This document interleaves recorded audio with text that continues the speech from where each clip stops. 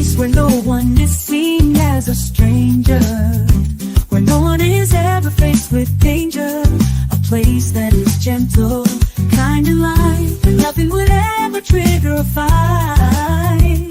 A place that is boundless and wide, where we walk with angels side by side. A place for smiles and happy tears, where our hearts are open and there are no more fears. A place where love is seen on every face and arms are open wide to embrace.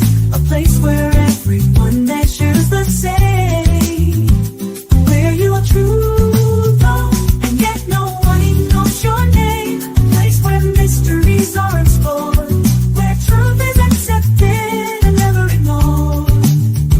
A place where those of old age are wide-eyed and still learning, when time seems to rewind and to youth we are returning.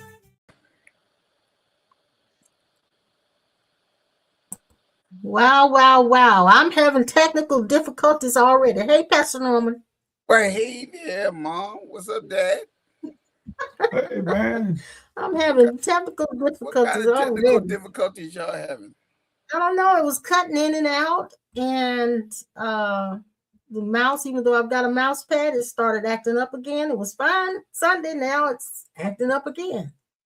And then it switched my sound. For some reason, Dad's hearing it and it's hurting his ears. It's terrible stuff right here. Let's see. Give me a minute, guys, and talk to us. Talk to somebody. You and Dad talk so I can fix this if I can. It's fixed. No, it's no. Go ahead and talk. I have to work on this. Oh, you want us to talk? Go Oh, ahead, talk to him. what's up, Dad? How you Can you hear doing? How me? you been today? Yes, yes, we can hear you, honey. Can you hear me? Uh-oh. You can't hear me? I'm trying to get today together with the Ben. Yep. I can't hear him. You go ahead and talk, baby. I'm trying to get this I right. hear you. So just go ahead and talk. Oh, you can hear me? He's Oh, going so in and what out. you been up to today? I can hear you. Yes, I can hear you, Pastor Norman. Dad's trying to hear you while I'm trying to fix the sound. Oh, just- okay. The so- sound is affecting my hearing. I can't fix it. If I you know don't. it. Go ahead and talk so I can fix it. Okay. If you and Norman talk, chit chat, whatever. Okay. Say hello to the people. Yeah, let's just Hello, chit-chat. everybody. Hello. Say Hello. hello How you to doing? the Thank you very much. people. See you later. 2 weeks, 1 hour, 4 hour, 5, 8, 1, 6, 7, 4, 5, 4, 3, 8, 9, 9. How you doing? What are you talking about? No. Sound Everything. like you, Talk to like the you people. giving us your Okay. address. Hey, people. How y'all people? People, y'all doing all right? Forgive me, guys. I've had some issues. John Greason, and John Greason. who William else? Carlebauer, and StreamYard. Who's StreamYard? I never heard nobody named StreamYard. Okay. That's the John Greasy Spoon. Y'all are coming in clear. I see John John Greason said you're coming in clear and beautiful. Good. Well, that's It's good. just sound on our side. One, for some reason, the computer has switched the speakers on us. So Oh, it's okay. not, yeah, it's just switched the speakers, and that's all. So I'm trying to get Well, it she back. ain't holding a mouth right, and she ain't looking. He ain't So holding a it mouse is. right. Mhm. Oh, okay. Her So mouth. So we See, we may see. need Her to get her speaker a ain't new mouse speaking, and not the and pad. it's on and off. Can you hear now? Like a hammer and hit. So I just switched it, so maybe Oh, Dad that's can hear good. now. You look better. It didn't I change can the see- picture, just Oh, the sound. I okay. still can They hear. are absolutely crazy. I know it. Mhm. Absolutely Yeah. crazy. We are absolutely crazy, It was- y'all. Uh-huh. But I got the that could sound be right. that could be a good thing. She ain't holding her mouth right. Why She does holding this her have to mouth be right? deal with me? Huh? No, she know No, She you don't know how said to you look. said She- y'all are absolutely crazy. I said that could be a good thing. Yeah, well, I don't know. I don't I know. don't know about her, but I'm all right.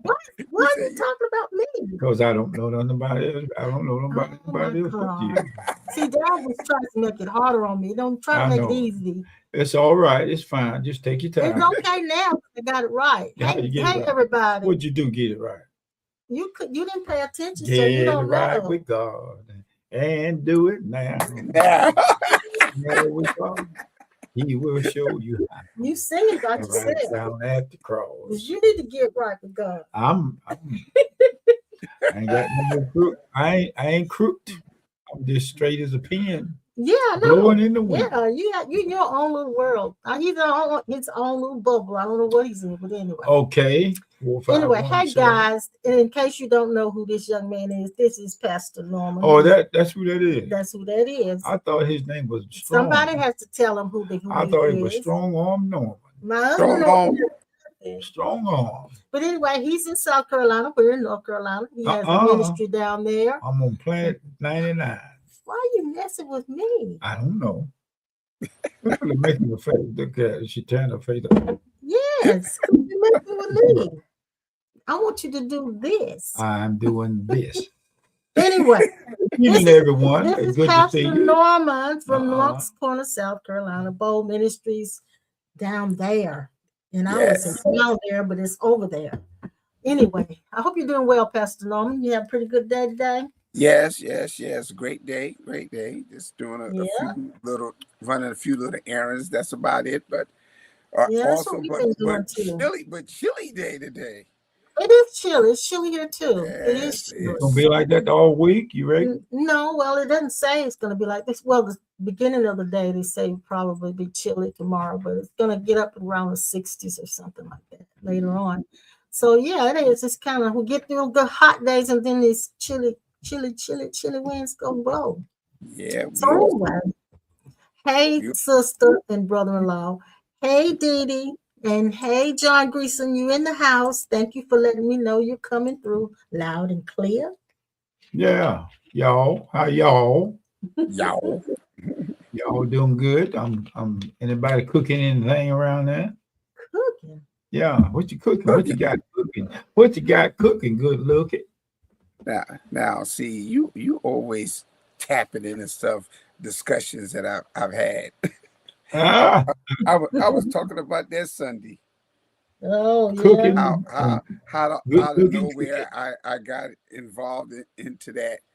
And I actually was sharing what Mom said to me back in that was in the mid-90s when I moved here. And it was when y'all had to do y'all was at a prophetic conference in Loris, South Carolina. Uh-huh. A conference. And remember, I had the conversation with you, of course, because y'all know I never wanted to move back home. And that particular day when we came to see y'all, I was sharing with you, Mom, concerning how unhappy I was here, that I felt like I was in the wilderness drying up. Yeah, And I remember that. And you said to me, after I poured my heart out to you, you said, Norman, I need you to stop being selfish. And that was kind of like a shock when you said that to me. I'm being selfish and I'll pour my heart. And so you said to me, I want you to think about something. You said, obviously, you knew that you was being fed the word of God. You was growing, developing spiritually at Cornerstone, and everything was going well. So I want you to think about something. Why would God move you from there and bring you back to South Carolina? And that's what you said. It's obvious, Norman. I want you to think about this. You wasn't supposed to go back to eat. You were supposed to go back to feed. So it's your season of eating was over, and it's time for you to feed. And so I was using that to explain again, dealing with this series that we're doing on discovering and fulfilling purpose. And I was talking about a need. And so I was sharing with the people again, like I said last week, when you discover the need, you discover the reason why something was created. And so I was sitting here to meet a need, not meet again to keep eating. And so I thought about how all of a sudden got involved in this cooking thing, the same passion that I have for sharing or feeding the word of God transition into the area of the physical during the time of the pandemic. Yeah, sure And did. so I was Yeah. sharing that with the people, and I said, oftentimes we have to look back and assess the reason why certain things happen in our lives, and it's not oftentimes about us. It's about us meeting a need or being a help or beneficial unto others. Yeah. Wow. You know, it's interesting that you said that because Dad and I, we got so much happening right now. Of course, Duke Energy is still working on our power. We haven't been hooked to the actual grid since the end of February. And now the guys they rushed it out. Originally they said it wasn't going to be able to fix it until the end of March. Well, the girl expedited it and they did come out, but every time they've come out, they would start the project that should take only a day or two, and they are still working on it right now. So Wow. it's been every time they start something, it's like it would break or they would have to stop because something would hinder it. So it's like we're right in the middle of this thing and we're watching it. And just before going live, I was upstairs and getting ready for the live stream, and Dad was downstairs. And I stood in the window upstairs and looked down in that field where there's this big pile of dirt where they've been digging, and they've got all these contraptions down there and backhoes and all of this stuff.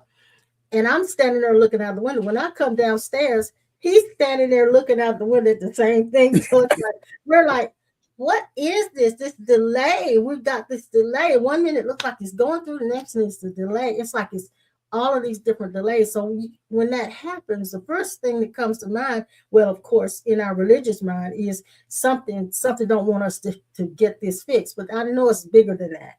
It has to be. So there's a divine delay for some reason. There's a divine delay. And for some reason, I think we have to interact with these young men that's doing all of this digging. We've been doing that too. Yeah. Wow. So I started calling them my earth angels. Dad's been going out and conversing with them. So it's like they're on the property. They've got to be on the property. And it's frustrating for them because they had the whole thing fixed and then it broke, didn't it? Well, they put in the pipe through, and it broke off in the ground. And so they had to start all over again. And re-drill. Then they drilling again and hit a big old rock and had to go up underneath of it. And they thought it was a septic tank, but it was a rock. It was a rock. It wasn't. A boulder. It untore the yard. Really? Yeah. And so then they got it to go through. It had to go a long distance, by the way. It got it to go through, and then they couldn't get the cable to go through the pipe. Something in mud or something. They use water and a drill to drill through, and then they put a bag and with a long light string tied to it to blow the bag all the way through the pipe. Then the air went through, but the bag never did go through, so they had to pull it back. It's just odd things. It's really now they trying to find out how they put water through it, and then it backed up. I don't think they drilling with the right kind of. Well, they had to get new equipment one time. Yeah. So anyway, one time the drill wasn't big enough, so they had to get a larger one. So it's just been one thing after another. The machine, then they put water through it, mud through it, wire through it, air through it. And then the guys that came down that supposedly were helping us to paint the house, we realized they didn't know how to paint. They messed up. Are you serious? So we went around the house and we looked at it yesterday and took pictures. So there's so many places where they missed. So we've got to get somebody out to fix their stuff to get the house where it'll look decent.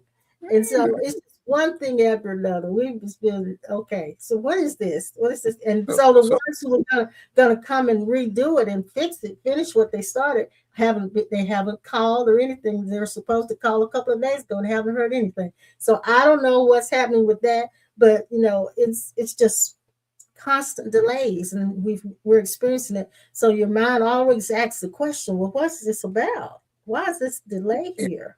Exactly. Yeah. To deal with all of those challenges and obstacles, what is the lesson to be learned, or what it yeah, you're right. What is the Yeah, yeah, ultimate, If a purpose of this house, whole thing?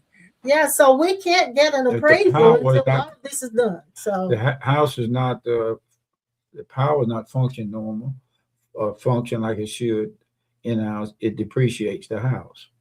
yeah, so that would have we can't do the appraisal until that's fixed because we're on a generator, and then the painting's got to be done because that's surely he'll see that. So it's just one thing after another. We're like, what in the world?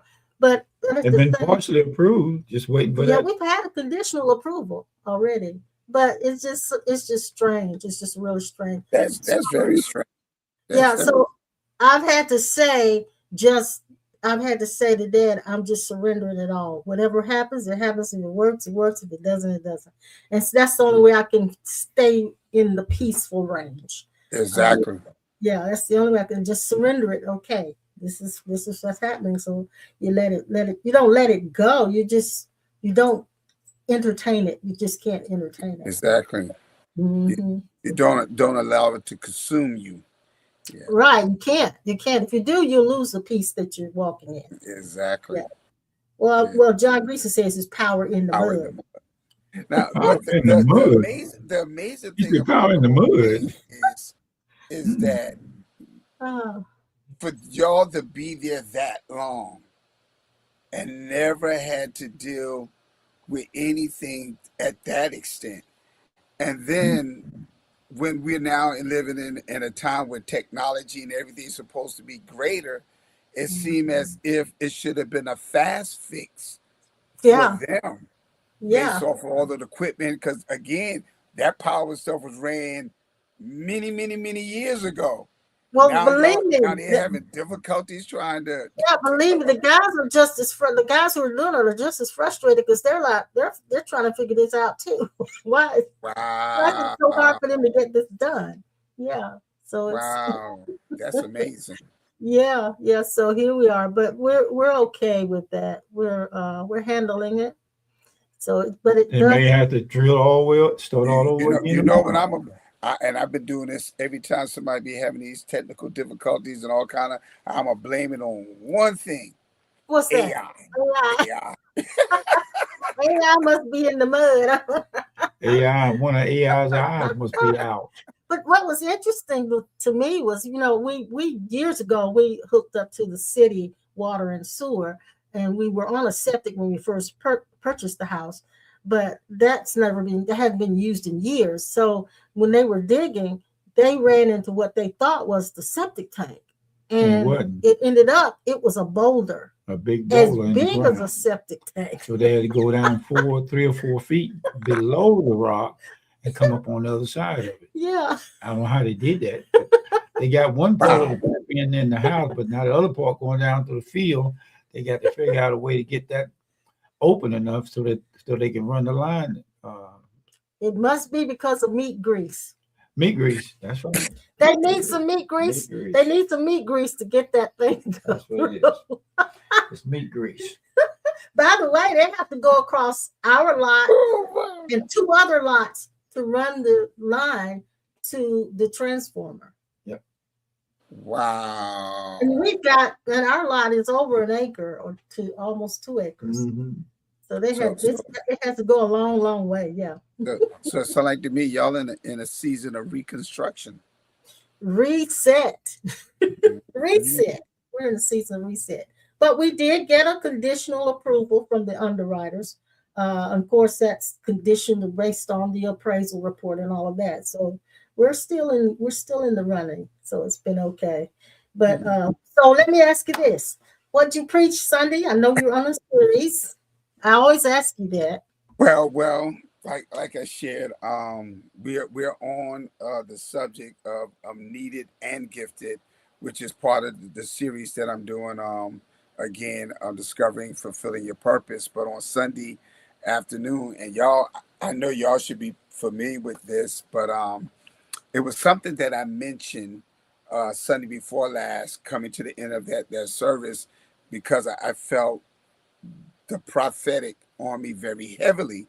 And so again, because we're utilizing somebody else's facility like we got to get out of here, but it was just so heavy on me. So I just said to everybody, just come next Sunday. And I said, you know what, based off of what I've been teaching, we're going to have what we call a gift activation gathering, where I'm going to talk about gifts. And for those of you that will be honest and transparent, that you really feel lost, you feel like life has no meaning, and you're not living a life of fulfillment, we're going to come and we're going to come together. I'll share a few things with y'all, and then we're going to pray. And of course, I utilize, what Paul spoke to Timothy in 1 Timothy chapter 4, when telling him to neglect not the gift that's within him, that was placed, activated in him through the prophetic word and through the laying on of hands. Let me tell y'all something. I don't know what happened, but the place was It was? packed. Packed. Mm. Packed. People I never seen. I mean, and like I said, we didn't do much.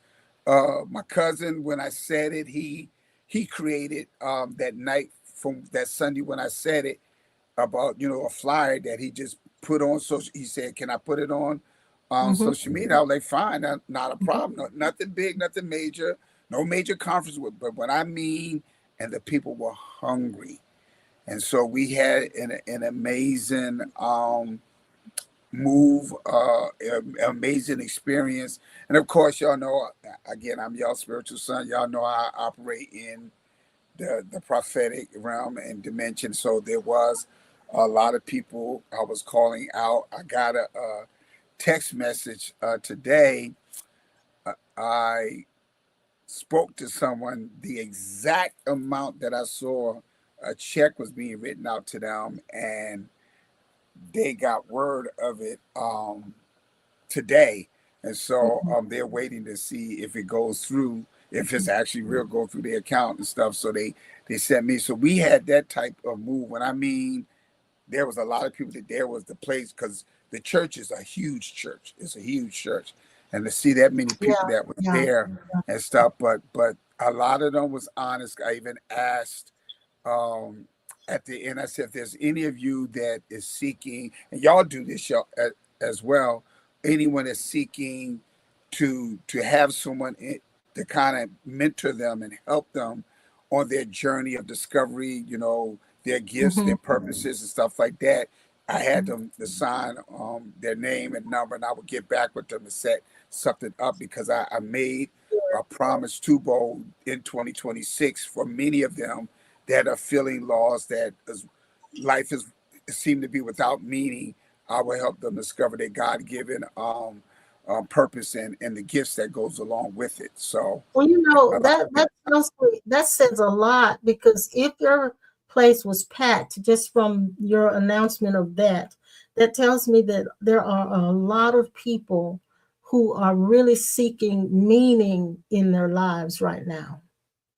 And then it's not just a religious thing. I think it's a lot of people that's really looking for a deeper meaning as to why we're here, why am I here? What am I here for? What am I going to be doing? What can I do that's meaningful? That's something that isn't just the average routine that everybody goes through and does. So it tells me that there's a hunger for people to find a deeper meaning. And I love the word that you mentioned just now, the average routine, because I stress that this is not no religious, ceremony or routine things that we have been familiar with and accustomed to before. I had to explain them before I got started. I said, this is totally different, and explain to them why. Of course, I was able to navigate through the scriptures to show them what this is really all about. And what was so amazing, again, and I want people to hear me, we do desire to have, that atmosphere where we got musicians and singers and stuff like that. It does help and benefit, but we had none of that. There was we had no musician, none of that.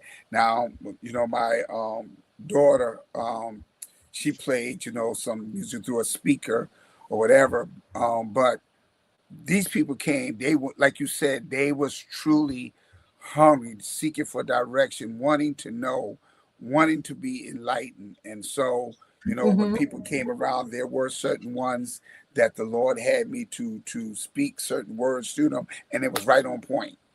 Yes. Right on So point.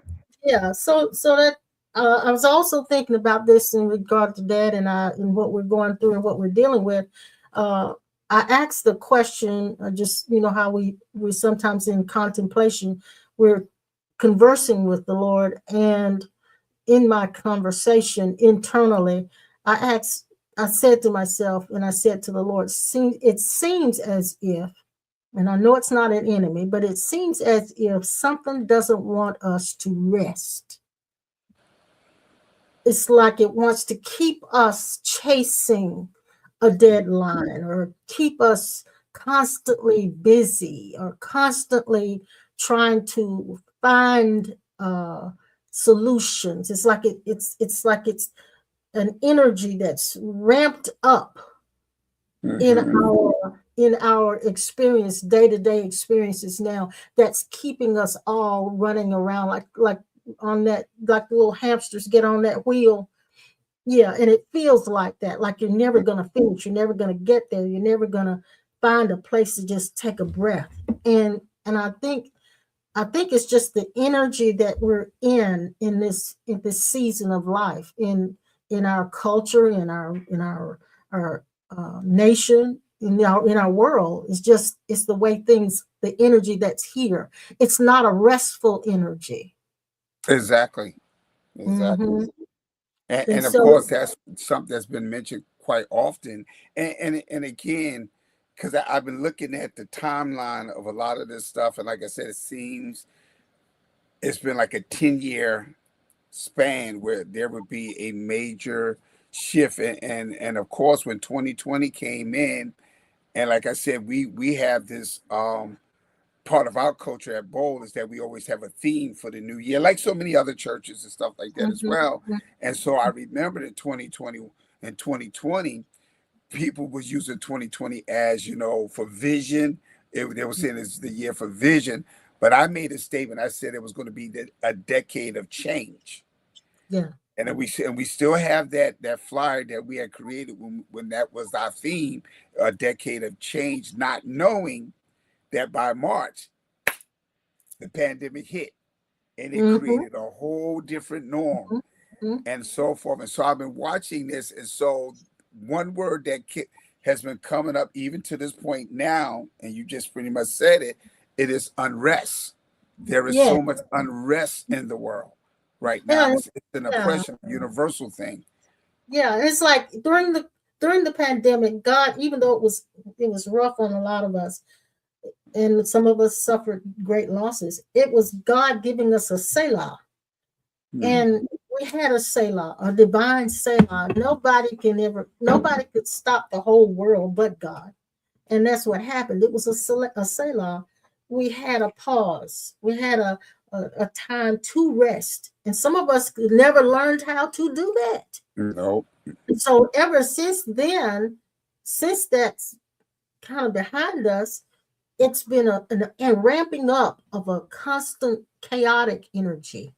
Hmm. And so I don't know if that has anything to do with what we're experiencing, but it just seems as if there's something that doesn't want us to rest. When I say us, I mean all of us. I'm not talking about just the two of us. It's like something doesn't want us to rest. And because I know that our greatest accomplishments come when we're rested. And I don't just mean rested physically, I mean emotionally, mentally, spiritually as well.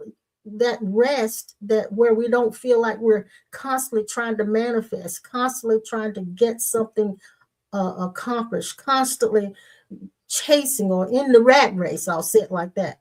And so Hmm. we make our greatest strides when we're at ease, but Hmm.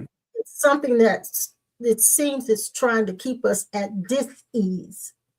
And If you go back in the book and look at the marriage of Cana, they didn't start having problems till something ran out. Mm. When it ran out, something was there to take the place of the slack and the lack and the get back jack. Early in the morning, when your love comes down, you're going to find out that love may seem like it's gone, but it's there forever. The way Mm-hmm. you look at things determines whether you are filled or empty. But there are some things that are never filled and never empty, and they are eternal.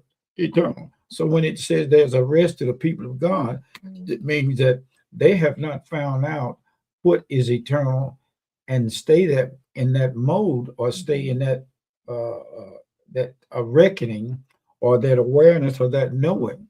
Slipping in and out of awareness is what is called interference and block in the illusionary area. But in reality, there is no such thing as an interference. True. True. Exactly. True. Exactly. So And when, now, when you get to the place where you can see and feel, but what you don't feel and see does not change anything about what is and always have been there. exactly. It's just that we slip in and out of and try to make something of something else. Say, for instance, what is going on about the wars that's going on is that there is a lack of seeing the definition of rest. Rest does not look for something to be out of place. It is in or out of place because of the way you look at it and the way you handle it. Say, for instance, all the people that's in the airports right now, Mhm. if ICE and the rest of the military or whoever it is National don't Guard. have a problem until they start protesting. If you would Mhm. leave things like it is, there would be no reason for the dust to be stirred up. If the dust is stirred up, you do not. I heard something said. You learn how not to react to something that seems to be out of place. You just become aware of something without reactions. And, Mhm. and Reactions feed on something that seems like it's not existent. and I think that when you're right, because what I'm thinking too is it's not just something that doesn't want us to rest. It's like it's a constant feeling of something pulling your strings. Mhm. And when you know something is pulling your strings, you know it activates you into that reactive mode. And so I think we're finding ourselves in a constant reactive mode. Mhm. Reacted. Now, the two things that I wanted, I'll start with the part where Dad mentioned about this thing with ICE, and of course that is so true because I understand what they're trying to do because of the lines and trying to keep things organized and so forth. And like Dad said, the people are reacting and they're going to react through protesting, and that's already it's verbal protesting now, and they ain't the Yeah. actual physical part that's happening, and that's a result of something that happened, of course, in Minnesota and other areas. That word that you say is an assumption. They're assuming that things going to go left, or they're assuming that things going to be bad when ICE come or whatever, and that's not an actual conclusion in the matter. Why would you assume? Because you don't have the workers there, so they're trying to replace them. So now I don't like what ICE did neither, but why am I going to jump to a conclusion that if they come in the picture, oh, this thing going to become crazy, somebody gonna get hurt or chaotic? It does not necessarily have to be like that. And Mhm. so we always have a tendency to react to something that's about to happen based off of a previous experience that we have, and it's Yeah. not Mhm. necessarily going to be the outcome. Yes. So Reaction brings Yes. about an attraction, Yes. attraction, exactly. reaction. So I see where they're entrapting the violence and Mhm. wanting Oh something to yeah. happen If bad. you see So somebody, you're creating yeah, it. Yep, you're yeah. creating it. The other thing that I wanted to highlight was when Mom was talking about the chaos. And so one of the things we know that oftentimes in times of chaos, there is a discovery. Y'all Yes. was even talking about that Sunday about the dark place, that Mhm. dark place. anything Mhm. that dark oftentimes is considered to be a chaotic situation. And Yes. so it was funny that y'all was talking about that, because I had just came off of the broadcast, and I was kind of sharing that with them, that oftentimes in the midst of our struggles, when it seemed like things are the worst, this is where you actually discover you. Mm-hmm. And Mm-hmm. so and so when you said that, it made me go back to that. There was something I heard in the spirit on Sunday morning. Matter of fact, I was taking a shower when I heard it. And I heard, when you become and be the best version of yourself, then you could be present the best version of me. Yeah. Yeah. And I Yeah. was like, whoa, wait a minute, you know? Mm-hmm. And Mm-hmm. so this is what we're seeing now through what's going on in our government around the world. People are not becoming nor being the best version of themselves. And this is why we don't see the manifestation of him. We Yeah. cannot present the best version of him if we're consistently embracing our false identity. And amen. Amen. That's the truth. That's the truth.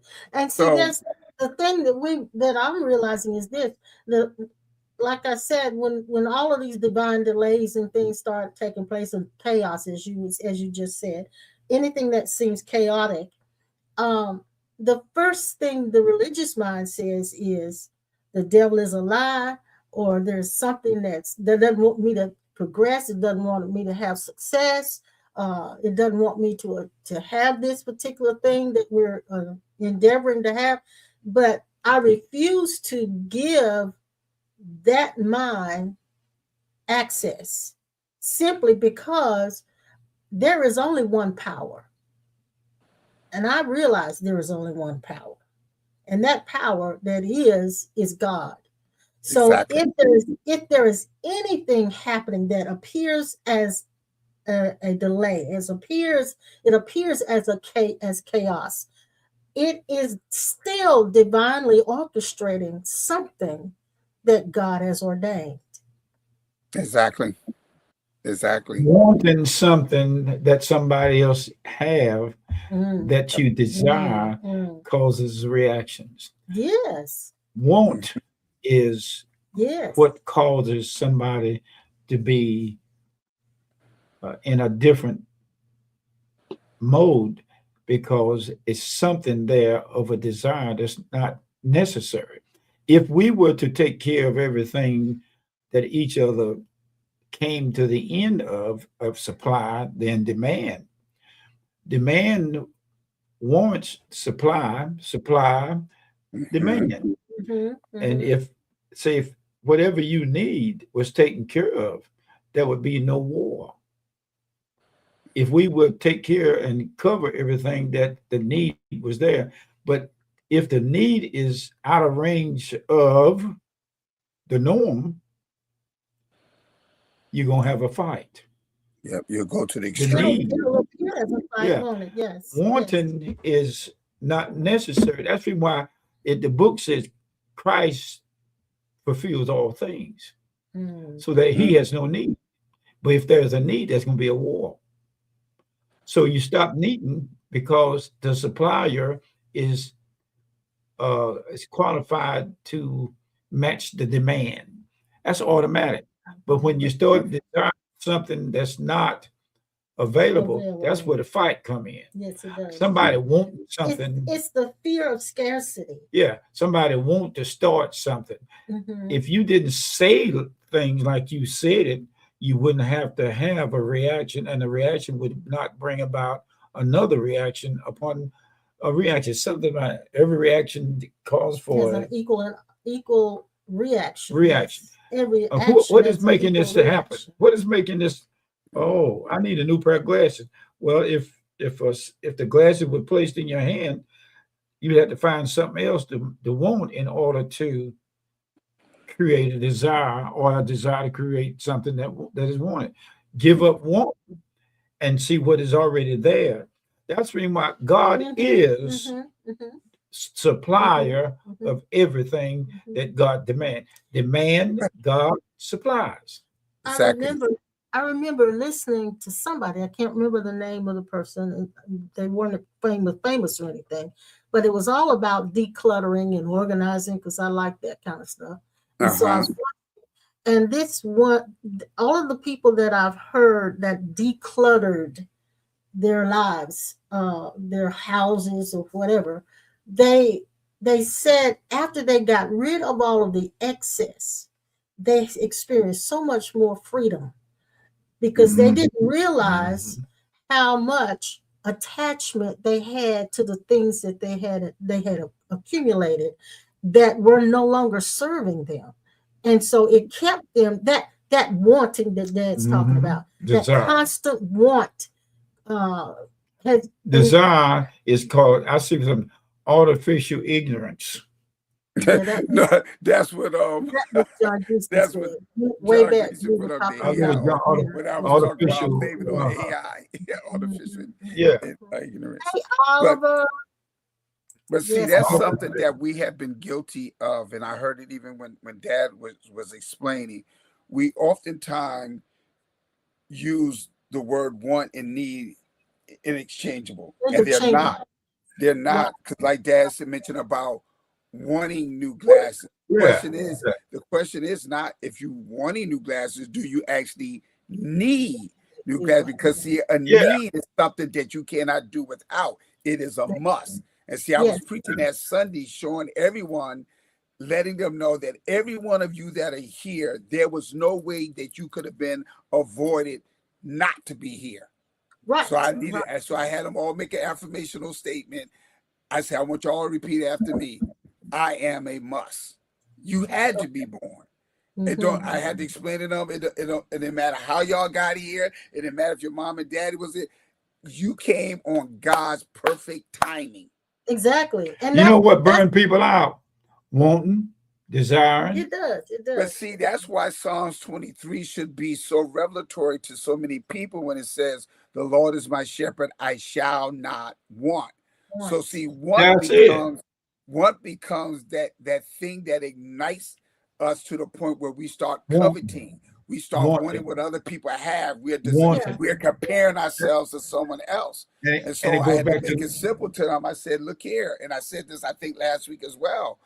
What is the purpose of a house? To provide shelter. So it don't matter if I got a 3-bedroom, 4-bedroom, 7-bedroom, but oftentimes we don't be content with the purpose of the thing that we have because we're looking and comparing what somebody else have at a different degree. But they're all, once again, fulfilling the same purpose: shelter.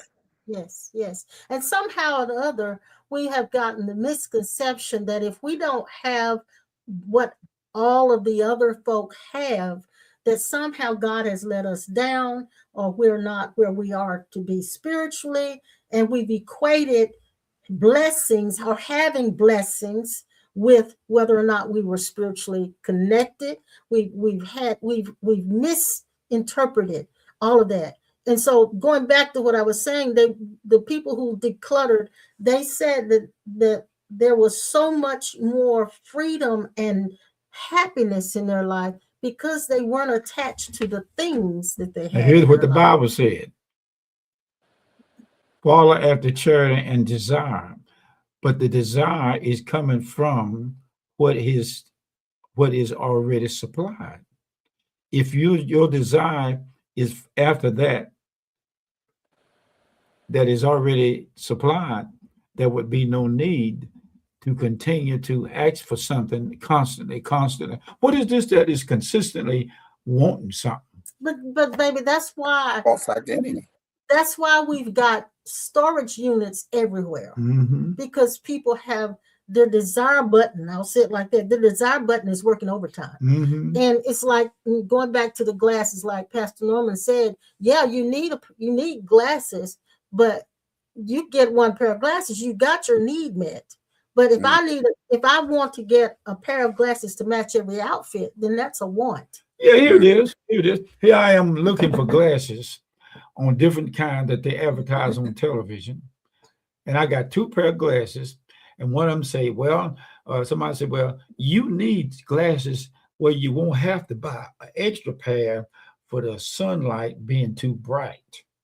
So what somebody else would do is say, well, I got some glasses that I supply you with good sight, adjust your vision automatically, and make you look at things a little bit clearer than what you were with the old one. You get a pair.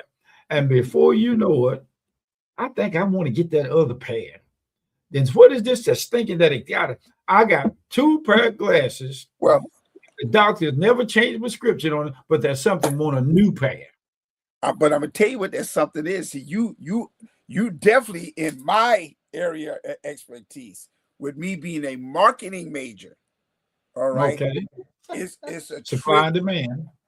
There you go. It is a trick that we utilize in trying to make Who's a sale. tricking that? Let me And finish, so honey. what happens is we put the idea in your head Ah. that it's like subliminal message. And so we Oh. learned this through our see. salesman classes and marketing again, because I wanted to Ah. have my own advertising agency. For example, you don't need, we use Walmart. You go to Walmart and you go in there for one thing. You don't need no Snicker bar. You don't need a Reese's peanut butter cup. But where they have it, Right there, they where have it's it right right cash there register. at the register. It's called an Mhm. impulse buying. Impulse buying. Exactly. You know, That's you what it's just said called. something. Yeah. So You know what the that's book said? It said, fall after charity and desire spiritual gifts. But listen, I want to Exactly. mention this. First I Corinthians want, chapter 14. Yep. Yeah. I wanted to mention this. I just learned this. You know, some of you guys may have already known it, and I mentioned it before. But in the grocery stores, when you go to the grocery store, I used to think that they stocked their groceries, the things on the shelves, based on whether that was the generic brand or whatever, or a name brand or whatever. And so I often wonder, why do they put something so high and some things down so low? And then I began to learn that there are vendors who create these products who pay for rental space in the grocery stores. Mhm. They rent certain sections, and that's so that they will be more That's right. seen. They deliberately It's- say They shit I- like that. rent sections. But see, I And this worked is in the where- industry for a long time, so I know exactly what she's Yeah, talking and about. so this is where the grocery store really makes their money. They don't really make the money from selling the food. They make the money from renting out the spaces. Real estate. That's what Yes. it is. Real estate. And Yes. so I worked in the industry for many years, of course. I worked for Coca-Cola. I worked for several grocery stores as a floor I remember manager that. and everything. So I know exactly what Mom.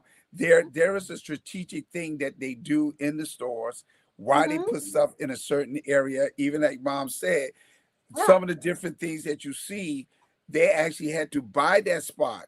And I use the company Coca-Cola. We would go into the stores, and as a manager at that time, I would try to gain space, but I Yeah. would not just look for any particular space. There's a certain flow why they have foods the way that they're arranged in the store, because there's a certain flow. So I always would try to get a spot to put our product where the flow, the greatest traffic is. And so Yeah. Mom is absolutely right. It's what makes the money is real estate. McDonald's is not known as a fast food restaurant. Their money is real estate. Yeah, where they put their places. Where And they so that's what- another thing, and this is not necessarily spiritual information, but it's good information to know that some of the items that you look for in the store, you'll find it on the shelf sometimes at a different price, and then around the corner, sitting in another separate box, and that same item at a different price. You know, my Yeah. mama used to go to the grocery store, and she'd be them old days. She'd go around to different bins and different freezers and different sections of the store. And I look at her and I say, Mama, you done ate about everything you wanted to have a taste for in the store. I said, when you get up there at the cash register, I said, they're gonna run your butt across that light and check to see how much you done eat. and you want to pay for something that you didn't even have to have just by wanting to taste it. Mhm. So they got people standing in different corners waiting for your taste to kick in so you can desire. And you probably don't desire it. When your mind see it, I see it. Then all of a sudden the mouth say, I want this. Then you get it. I said, Mom, you done tasted everything in the store. You done messed up your grocery bill. Mhm. I But said, see, you don't get up. You don't need to eat no more when you get home. is that but see something else to add to what Mom was saying about where they put some things high and some lower, whatever. Well, see, it's not based off of the actual price of the item for the store, is based off of the marginal price of the store with the marginal profit, I'm sorry, that they're going to gain. So Mhm. whatever they bought that item for, plus the deal that the vendor had to give them, they Mhm. if it's going to be a greater marginal profit for the store, they're put at eye level. Yes. So now I found Yeah, another. our level. That's I, it. I found I found another thing that they do in the stores, and I don't know why we're going in this direction, but it's okay. There's an item that I usually get for it's the fiber bar that I usually get, and they had it on sale, two for two for $9, and then it was in the smaller boxes, two for $9, right? And then you look right above that shelf, there's the same product in a larger bottle, box. Mhm. You get 6 in the smaller boxes, so you're getting 12 if you get 2, right? So, but in the one that's in the top shelf in the larger box, there were about 15 in it, and it was less than the 2 that you would buy for the $9. I heard somebody say, all you need is Jesus. Okay. We read, we pray, we fast, we go from room to room, house to house, church to church, another church and another building, seeking God. Now, here's the thing is, why are you seeking for something that you're supposed to done already got? Mhm. Oh, I forgot he was in me. But all right, you go to church and find out God showed up. But where did he go when he didn't, when you wasn't in church? It didn't seem like he didn't show up. So you got to go back and look for him again every Sunday. Look for him. Is there ever a time when you quit looking for what is already there? Well, you know why people do that, right? You know There's why they something in it. There's something doing that. that's more entertaining when something supposedly makes an entrance. Now, come on That's now. how we Come on. create it. It becomes more Come on. entertaining, and that's why I tell people now, even like in our sessions now, I'm trying to get them to break from using religious rhetoric. All right, things Yeah. that we have been conditioned to say and to believe that is not true, not real.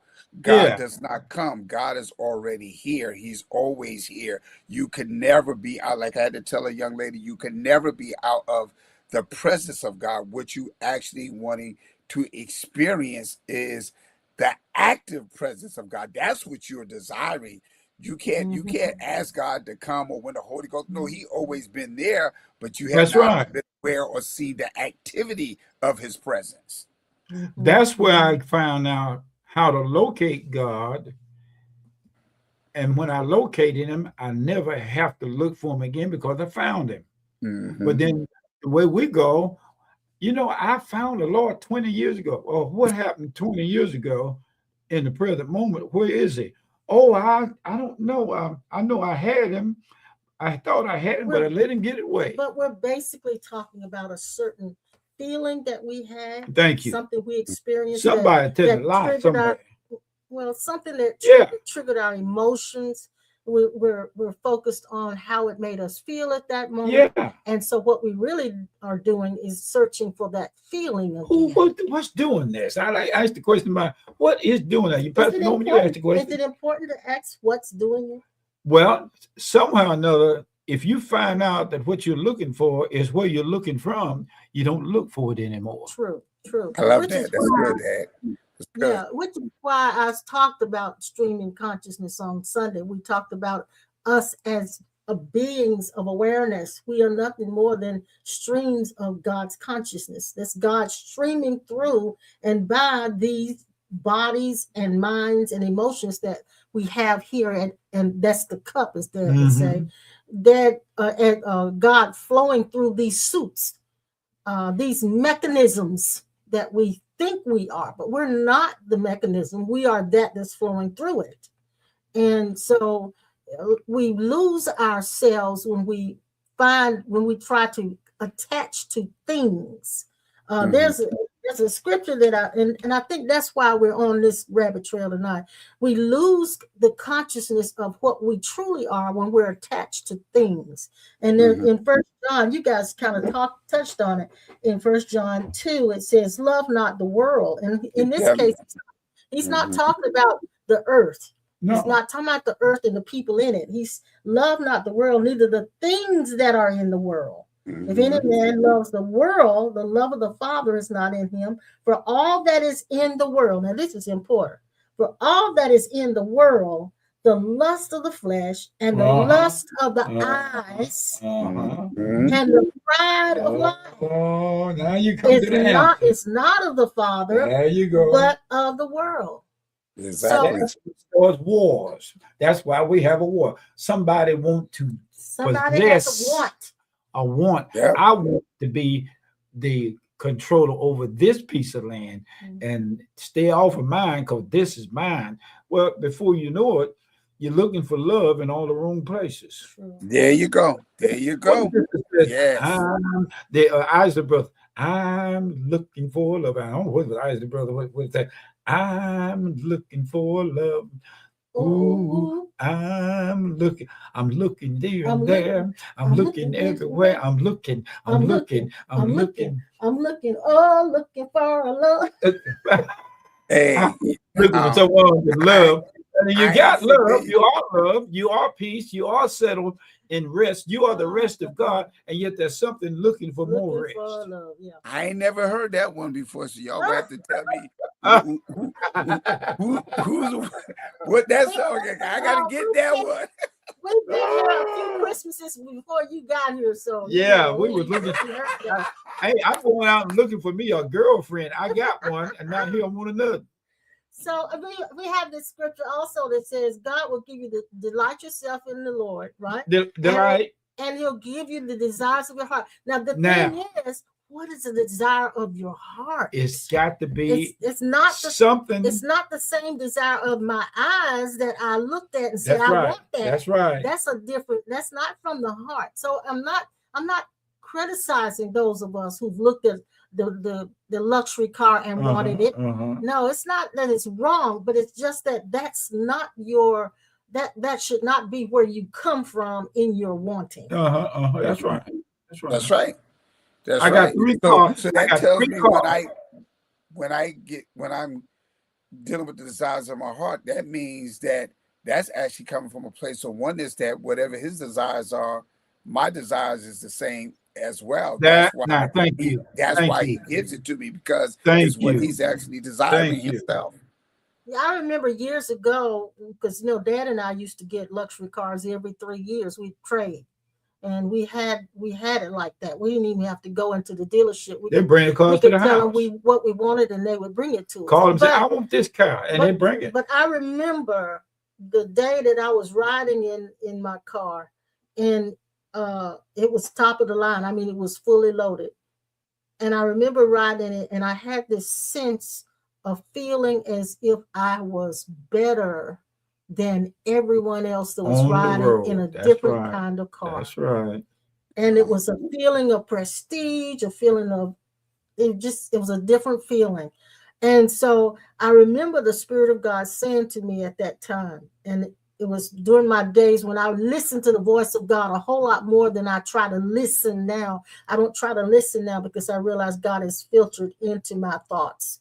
But I heard God say to me, so you think you're important because you're riding in this car.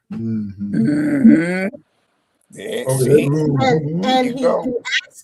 asked me the question. He said, "Are you just as important if you're riding in a economy car? Mm-hmm.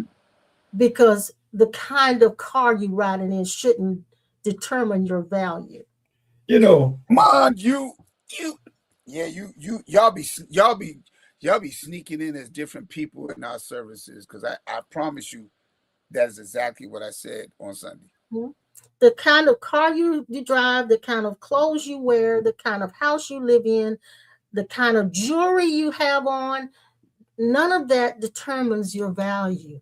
But None of we, for some reason, have allowed those things to give us the illusion of having more value. guy come by the house today. He said, "Man, I like that Jeep you got sitting out there in the driveway." I said, "You know what's good about that Jeep? It's It's paid." paid for. He said, "Oh, I said that too. That's what I said about it. I said that's the good thing. It's paid for. Paid how many for. cars Oh, have you another had? God.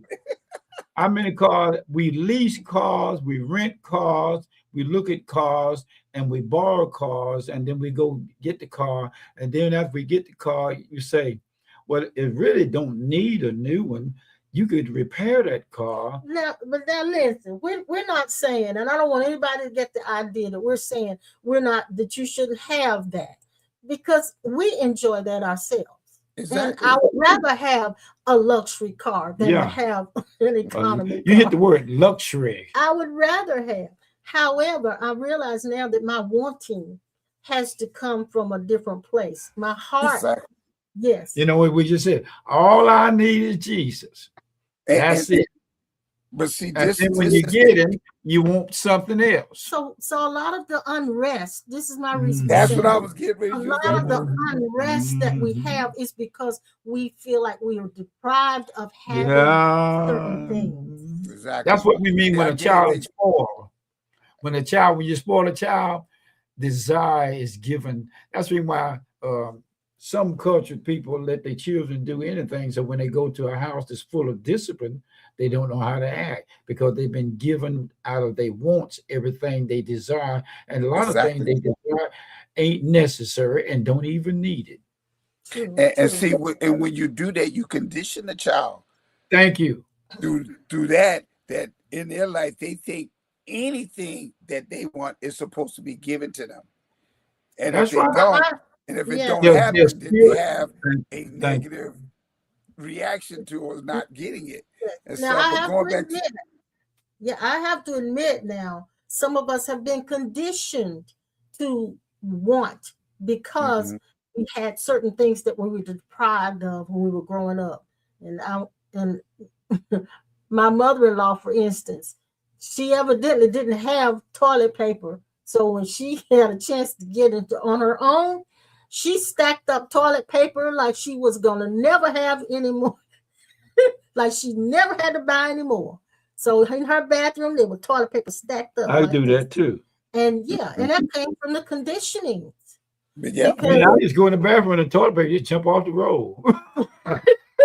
and so now He has to have a whole lot of oh, I toilet paper. remember that with Dad.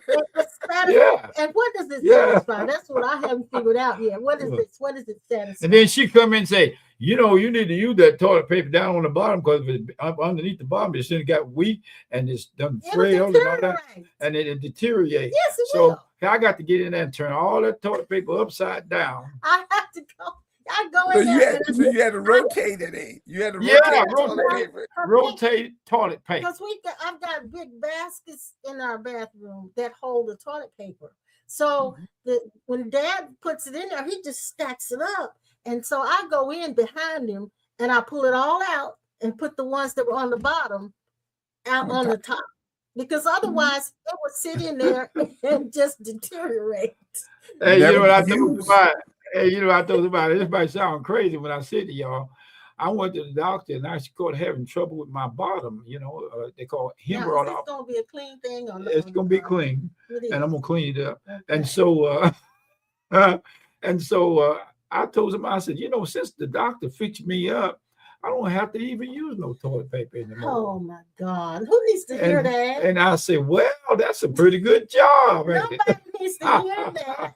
But I'm That's telling too you, much information. if there is no desire and everything is taken care of, you don't have to keep going back to the doctor. But you go to the doctor because something hits a desire or want that don't satisfy the claim. Now you claim that you need.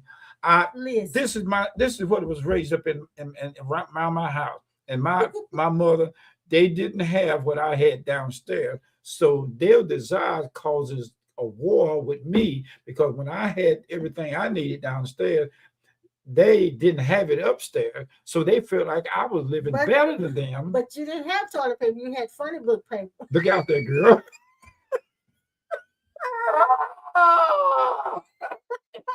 So now he has to have stacks and stacks of toilet paper. John Greason, we need help. We need help. So I go to the grocery store. And I go to the grocery store. I go right straight to the toilet paper department. Every time he goes to the store, he comes back with toilet paper. Every time. I can imagine the fix he was in during the pandemic when you couldn't find none nowhere. Because Mary had so much toilet paper, we have it stored in our garage, in our pantry, in my closet upstairs, in the baskets in the bathroom. In all 3 bathrooms, got full baskets, big baskets. And the closet next to the bathroom is full too with toilet paper. So, deprivation, not having it when you're growing up, not having something when you grew up, makes you want. You get tired of putting that ink and funny book paper and newspaper, take it and put in your hand, rub it up like that. Now, I know some of y'all say this is not spiritual information. It is not spiritual information. It is but spiritual. It is where we live. It's where we live. And you go in, you go in. Hey, it's like, guy told me, said that there was a guy that went in the bathroom, said that when he went in there, he didn't pay no attention to what was on the roll while he was in the bathroom, and he when he got to doing what he had to do, didn't have a one little square sheet. It's gonna be clean or not? And it's clean, and so he tried to clean himself with that one little square, and he got something on his finger, and he did like this. When he did pressing on, he did like clean. this. How you doing this clean? And when he swung his hand, it hit it on the end of the counter, and when he hit it on the end of the counter, he said, not clean. Now he said it was clean. That's not clean. That's clean. So he found out that he got to check everything to make sure that the supply is taken care of. Yeah. Well, I'll share this with you. My great aunt, she was a seamstress. She was a retired school teacher, and she did seamstress work, tailoring for her income. And she was good at it, but very few people paid her. She would make these gorgeous outfits, and some of them never picked them up. So she was always penny pinching. And so she had a whole box full of patterns, sewing patterns. And so she could never afford toilet paper. So what we used in her house was pattern paper. Are you serious? Right. Yes, I'm serious. I am very serious. So this is the thing. When you're deprived of something and you're growing up, when you get up to where you can get it on your own, you tend to have a whole lot of that thing. Yeah. you have to make your adjustments. There you go. Yes, you do. But it's the wanting. And so my point I want to make sure that everybody got from what I was trying to say is that your value doesn't come from what you own or what you have. Your value is what you are. So you are that, whether you're in a Rolls Royce or in a Volkswagen. It doesn't matter. Exactly. What you are in or what you have. What you are is where your value is. John Grisham said it's not good to feel You run out of paper at the wrong time. Well, no, it isn't. That's not a good feeling at all. Then he said newspaper and the Johnny House. Yeah, I've been there too. Been there too. But now that's a terrible feeling. Well, and we so don't, what we don't want to keep talking about. But you toilet know paper. what? My brothers and sisters, They didn't have toilet paper. they didn't have all it because my mama was doing the house cleaning and working, and she had to walk to work, and whatever she got paid was every day $6 a day, Right. $6, and then it went up to 12. So, And so they didn't have in their house they thought I had more of downstairs, but everybody again, something run out. So again, scarcity creates That's it. that It's scarcity. obsessive wanting. It as creates well. that condition, environmental conditions. Now, here we are. You can't handle what you got, and yet when you see it, you got to have it again, and you end up being in a state of constantly wanting something because you just got to have it around, and that creates problems. And we don't realize because we get used to doing what is called fighting. Do you know there are certain people in government and in positionalities that's never satisfied, even though there are some people in our government that's never satisfied. They got to have more of it, and they already got so much now in certain places they ain't got no room to nowhere to put it. Well, the lust for power. There it is. You hit it again. Lust. It can never be satisfied. And that's right. the thing. What is that inside? Even the lust for riches can't be satisfied because I don't care how wealthy you become, there's always someone else who's more wealthy than you. The lust to be the most beautiful, you can never satisfy because there's always someone that's more beautiful than you. That's why the word is mentioned about lasciviousness. No, say that again. Lasciviousness. Say that again. I didn't say that bad. Dad was talking the other day, and I said he sounded like Porky Pig. Porky Pig lasciviousness. He was going biddy.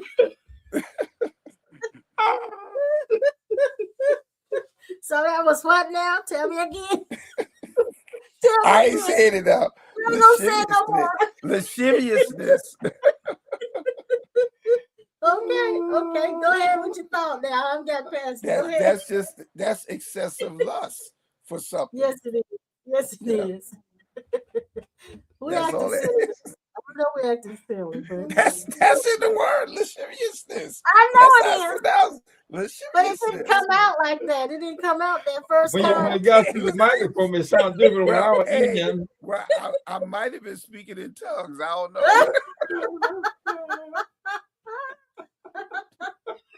I think so at first you was. The brain was outrunning your lips.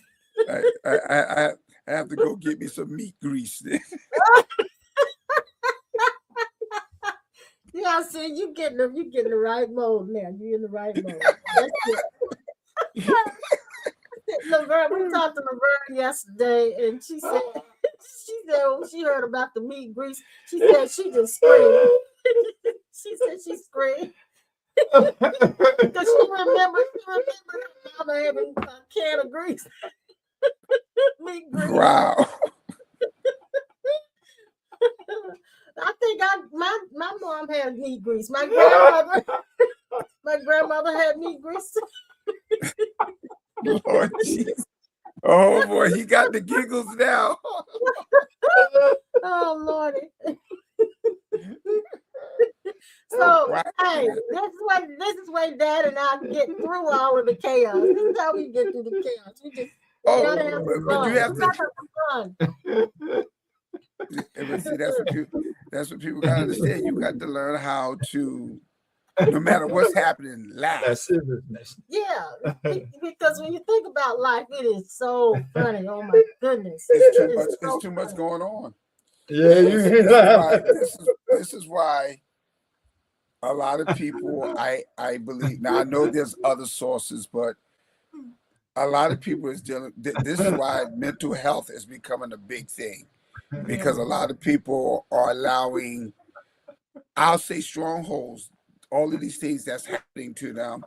It Yeah. becomes a permanent thing within their mind, and they become very depressed and oppressed. Yes. Yeah. Especially Mhm. during wartime, you have so many feelings, mixed feelings, and things going on. So we wanted to just give you guys a little lightheartedness tonight, and it makes me feel good. I hope it makes you feel good. Thank you, John, for saying hit the like button. Thank you so much, you guys. And we're gonna. I think we've been on here for. We've been on here. You know, when I was raised up, they had somebody always knocking at the front door and the back door.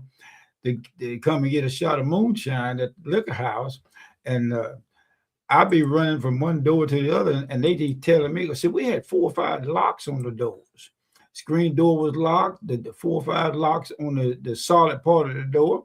So if somebody like the ABC man come to the front or the back door, it's going to take a long time for you to get all them locks unlocked off the door and unlock the screen so they can come in. But by that time they did that, and the reason why they did that is because if it is the ABC man, and somebody say, "Hey, that's the man," well, you got to take all them locks off the door. By that time, you done poured all the liquor down the drain.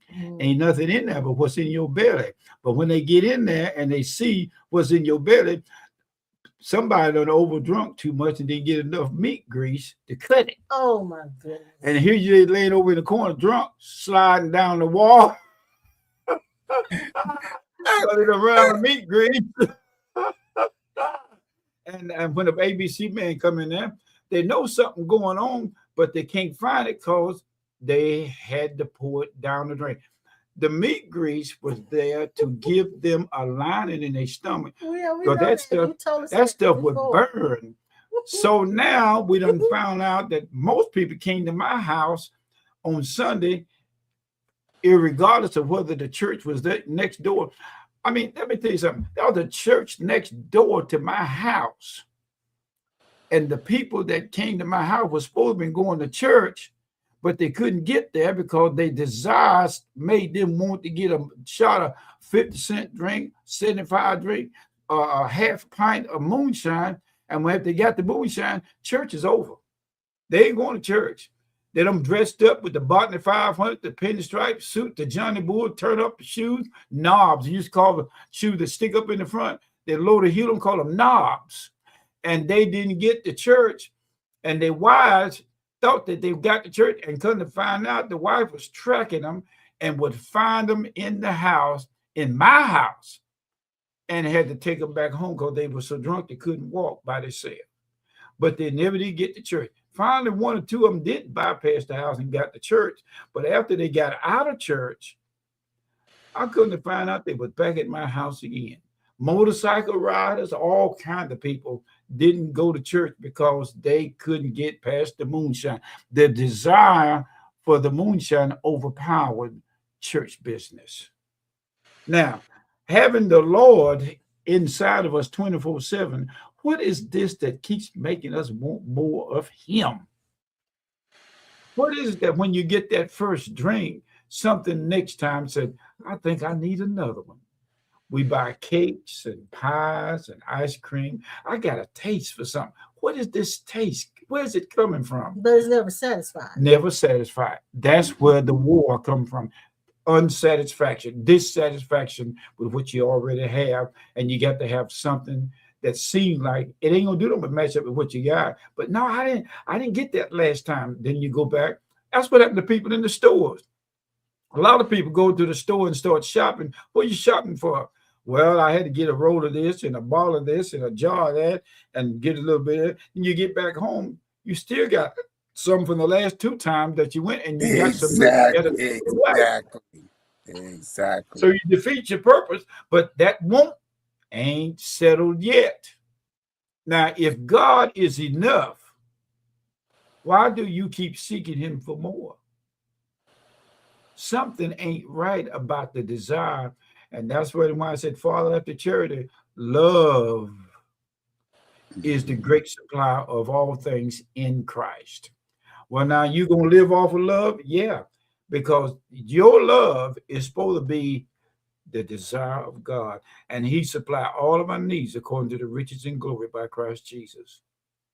When Adam was in the garden, if it is true that he was created from the dust of the ground, as the book said, then God looked at him. God's desire was, he don't need to be by himself. But yet, what is this that made God put in Adam something to want that seemed to be other than him? So he said, man is alone. He needs somebody to help him.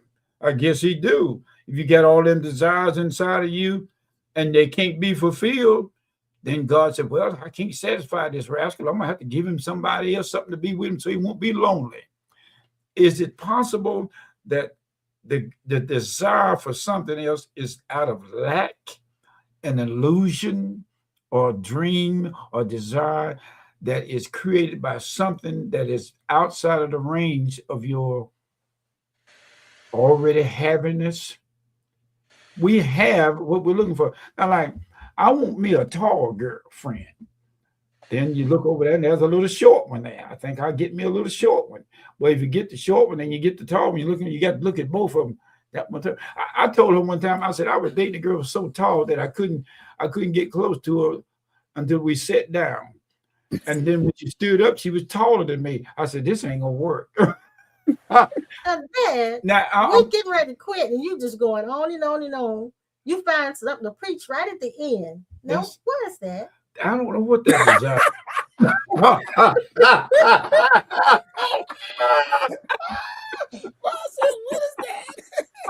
is that? You let us talk for an hour. And then at the end, when we get ready to quit, that's when you come up with something. That's the best. It pulls it out, don't it? Something is pulling these crazy desires out of us, and we got to bring it to a settlement. Now we're going to settle the issue. God is God everything we really need? Look, we got to quit. We got to quit. We've been on here almost an hour and a half. But look, John Creason said your uncle knew how to market his stuff next to the church. He sure? Who said that? John Creason. That's the truth, John. You know that's the truth. You look at a motorcycle out there, a Harley Davidson, and then the first thing you see somebody come down the street with a new, you say, oh, I'm going to get me one of them. Now, let's end it, because you'll keep going. Yeah. We'll keep going, and I know everybody's not going to hang in here with us for 2 hours listening to our jibber jabber. But anyway, we will be back on Sunday. Pastor Norman, thank you once again for our conversation. Conversation all the time. We will see you. We'll see you on the turnaround. Yes. Oh, we'll see you on turnaround. I was meditating on something. You getting ready to try to talk again. I know you're right.